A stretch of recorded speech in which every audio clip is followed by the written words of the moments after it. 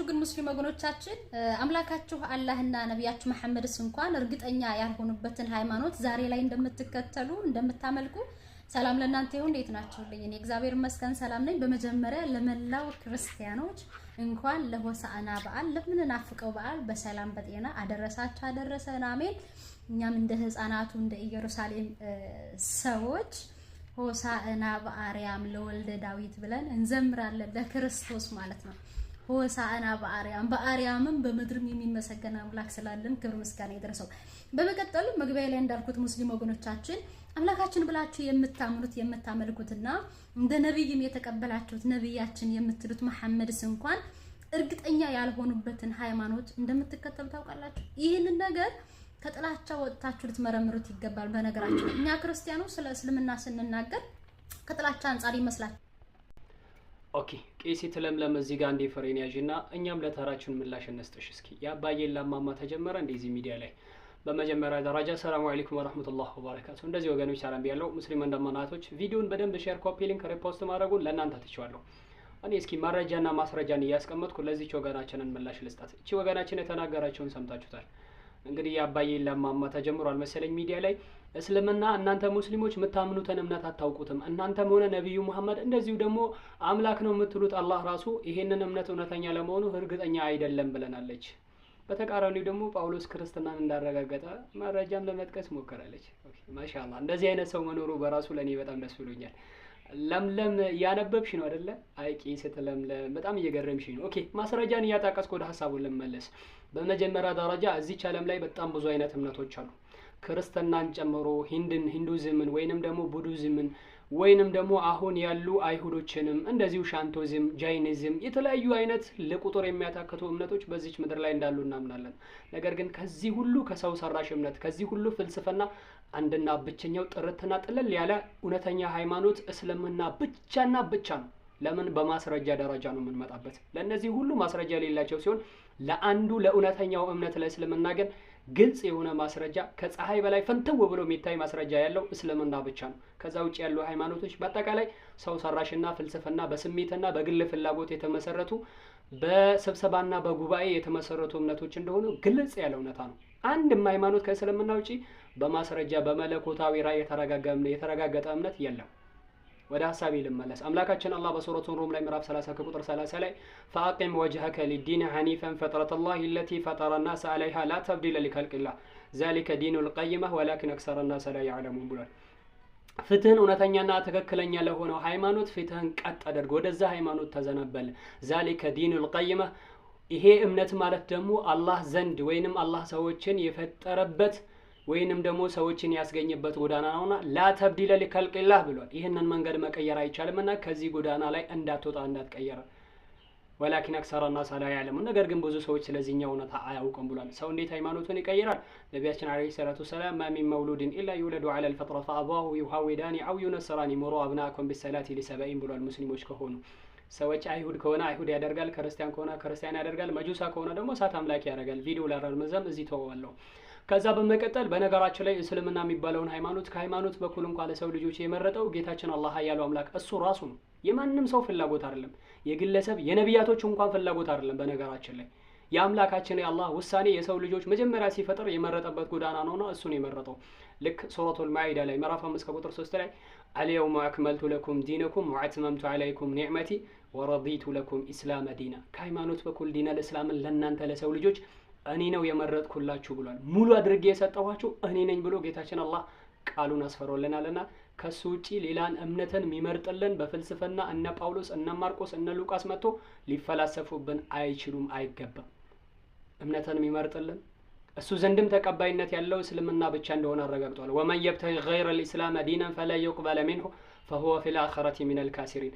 እኔ ዘንድ ወይንም አላህ ዘንድ ከእስልምና ውጪ ሌላን ሃይማኖት የተከተለ ሰው በፍጹምኑ በጭራሹኑ ተቀባይነት የለውም። ፈሁወ ፊል አኺረቲ ሚነል ካሲሪን። ሌላን እምነት እንኳን ተከተለበት መጣ በመጨረሻው ዓለም ላይ ከሳራ ውስጥ ከሚገቡ ሰዎች ውስጥ አንዱ ትሆናለህ ብሎ ጌታችን አላህ አረጋግጦልናል። ዲነል እስላም ማለት አምላካችን አላህ ዘንድ ተቀባይነት ያለው ብቸኛ እምነት እሱ ነው። ኢነ ዲነ ዐንደላሂ ልእስላም። አላህ ዘንድ የተወደደ እምነት እስልምና ብቻ ነው ብሏል።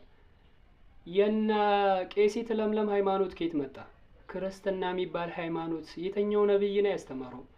የተኛው አምላክ ነው የመረጠው? መቼ ነውስ የተመረጠው? ማን ነውስ ስሙን ያወጣው? አላውቅም። እኔ የአባዬን ለማማ ሆኖ ነው እንጂ አላውቅም። አንድ ነብይ ክርስትና የሚባል ስሙን ጠርቶ ከሆነ እኔ መሐመድ አሚን ውሸታም ነኝ። ወላሂ ውሸታም ነኝ። ወላሂ 3 ጊዜ ወላሂ ብዬ እናገራለሁ ውሸት። አንድ ነብይ ክርስትና የሚባል ሃይማኖት ስሙን እንኳን ጠርቶት ከሆነ እምነቱን ተከትሎት እያልኳቸው አይደለም፣ እምነቱን አስተምሮት እያልኩ ስሙን ጠርቶት ከሆነ ስሙን ነብይ ጠርቶት ከሆነ እኔ ውሸታም ነኝ። የለም ከናካቴው ክርስትና የሚባል ሃይማኖት እብን ክርስቶስ አያውቀው። በሱ ላይ ዋሽቶ የመሰረቱ ጉባኤ የመሰረቱ ሰዎች እንኳን በሱ ላይ የዋሹበት ሰዎች እንኳን ክርስቶስ ካረገ በኋላ ነው እንጂ የመሰረቱት ክርስትና የሚባልን ሃይማኖት አያውቀው። አሁን ለማስረጃ የሚጠቅሱት ማናው? ጳውሎስ እኮ ክርስቶስ በነበረ ሰዓት ላይ በነገራችን ላይ የወጣለት ዱርዬ ነበር። የክርስቶስ አሳዳጅ የክርስቶስ ጠላት የነበረ ሰው ጳውሎስ ነው በነገራችን ላይ። ይሄንን ሰው ነው የእምነቱን መስራች አድርጎ የሚሞግቱል እንጂ አንድ ነብይ ስለዚህኛው እምነት ማስረጃ የሚሰጠኝ የለም ካናካቴው። እና አምላካችን አላህ هو الذي ارسل رسوله بالهدى ودين الحق ليظهر على الدينها كل ولو كره الكافرون እንዳለው ليظهر على الدين كلها ولو كره الكافرون እንዳለው ልክ ያ እውነተኛው መልእክተኛው በእውነተኛው ጎዳና በትክክለኛው መንገድ በዲን አልእስላም አድርጎ የላከ ነው። ወዲን الحق በትክክለኛው በቅኑ ሃይማኖት መንገድ ላይ መልእክተኛውን ልኳል። ليظهر على الدين كلها ከእያንዳንዱ ሰው ሰራሽ ከሆኑ እምነቶች የበላይ ከፍ እንዲያደርገው ዲን አልእስላምን እውነተኛ እንዲሆነ ነቢያቶችን ልኮበታልና ወለው ከሪያል ካፊሩን እንደ ለምለም ቄሴት ለምለም አይነት ሰዎች ቢጠሉ ባይወዱም እንኳን ዲን አልእስላም እውነት ነው ብሏል። ለማንኛውም በማስረጃ ነይና አስረጅ ነው የሚልሽ። ወሰላሙ አለይኩም ወራህመቱላሂ ወበረካቱ። አላህ ሂዳያውን ይስጣቸው። መጽሐፍ ቅዱስ አልተበረዘም ብሎ ለሚከራከራችሁ ጓደኛችሁ ይላኩለት። አዎ መጽሐፍ ቅዱስ በደንብ ተበርዟል። ለዛ ጥሩ ምሳሌ የሚሆነው ደግሞ አንደኛ ዮሐንስ መልእክት ምዕራፍ 5 ቁጥር 7 ላይ ያለው ሐሳብ ነው። እንዲህ ይላል፣ ከተበረዘ በኋላ የሰው ሐሳብ ከተጨመረበት በኋላ የተጻፈው ጽሑፍ ማለት ነው። ምስክሮቹ 3 ናቸው፣ አባቱ፣ ልጁ፣ መንፈሱም 3 በአንድነት ይስማማሉ ይላል። ይህ በመጀመሪያው የግሪክ ማኑስክሪፕቶች ጭራሽ የማታገኙት ጭራሽ ፈጽሞም ልታገኙት የማትችሉት ጥቅስ ነው። አንደኛ ዮሐንስ መልእክት ምዕራፍ 5 ቁጥር 7 ላይ ያለው ሐሳብ KJV ላይ እንደዚህ ይላል፣ For there are 3 that bear record in heaven, the Father, the Word, and the Holy Ghost, and these 3 are one ይላል። ከዛ በኋላ ግን አሁን ላይ ያሉት አማርኛ ትራንስሌሽን ስታየው ግን መንፈስ እውነትም ነውና የሚመሰክረው መንፈስ ነው፣ የሚመሰክሩት መንፈሱ፣ ውሃው፣ ደሙም 3 ናቸው፣ 3ቱም በአንድነት ይስማማሉ ይላል ቁጥር 8 ላይ። ቁጥር 7 ላይ ግን መንፈስም እውነት ነውና የሚመሰክረው መንፈስ ነው ይላል። ቁጥር 7 ላይ ነው አሁን ቅድም ያልኳችሁ ምስክሮቹ 3 ናቸው፣ አባቱ፣ ልጁ፣ መንፈስ ቅዱስ 3ቱም በአንድነት ይስማማሉ የሚለው ሐሳብ የተጨመረው። ሊትራሊ በስርዓት በእጃቸው ጽፈው የጨመሩት። ከዛ በኋላ ምን እንደተፈጠረ ልንገራችሁ። 16ኛ ሴንቹሪ ላይ ኤራስመስ የሚባል አንድ ትልቅ የካቶሊክ ፕሪስት ነበር። ይህ ፕሪስት የቀድሞውን የግሪክ ማኑስክሪፕቶችን ያጠናል። በሚያጠናበት ጊዜ ሰዎች ወደዛ ማኑስክሪፕት ወደ መጀመሪያው ወደ ፈርስት ሴንቹሪ ወደ ጻፉት ማኑስክሪፕቶች መመለስ አለባቸው ብለው ለመጀመሪያ ጊዜ የግሪክ መጽሐፍትን በአንድ ላይ ጠቅልሎ ያመጣ ሰው ነው፣ ኤራስመስ ይባላል። ስለዚህ ያንን ካመጣ በኋላ የመጀመሪያው እትም ላይ ይህንን ሐሳብ ጭራሽ አላስገባም ነበረ። አባት፣ ልጅና መንፈሱ በአንድነት ይስማማሉ የሚለውን ሐሳብ ማለት ነው። ይህንን ኮንሰፕት ኮምፕሊትሊ አላስገባም። ግሪኩ ላይ እንደሌለ አይቶ ተረድቶ ሳያስገባው ቀጠለ ማለት ነው።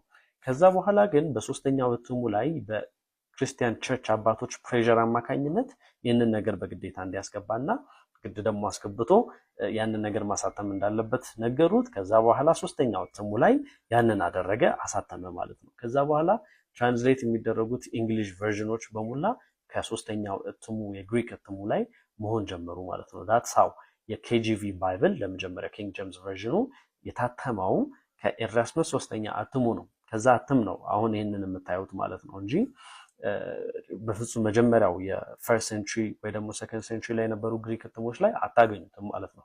ከዛ በኋላ ቀጠለ፣ እንደዚህ ሆነ።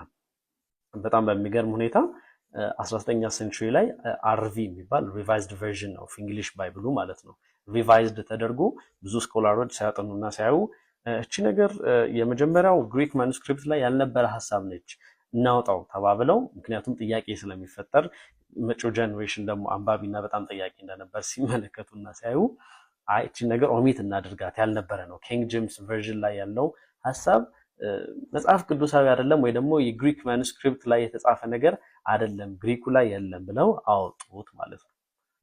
ከዛ በኋላ የሚታተሙት መጽሐፍቶች በሙላ ልክ እንደዛ ሆነ ማለት ነው። ለዛ ነው አሁን አማርኛው ላይ ስትገቡ አባት ልጁ መንፈሱ በአንድነት ይስማማሉ የሚለውን አታገኙትም ከኪንግ ጄምስ ቨርዥን ቀጥታ ትራንስሌት ስላልተደረገ ማለት ነው። ስለዚህ በደንብ ሰው እጆቻቸው ተጠቅመው በስርዓት መጽሐፍ ቅዱስ ላይ የራሳቸውን ሐሳብና አመለካከት ያስገባሉ ማለት ነው። ስለዚህ አባቱ ልጁ መንፈስ ቅዱስ የሚባል ጉዳይ የለም።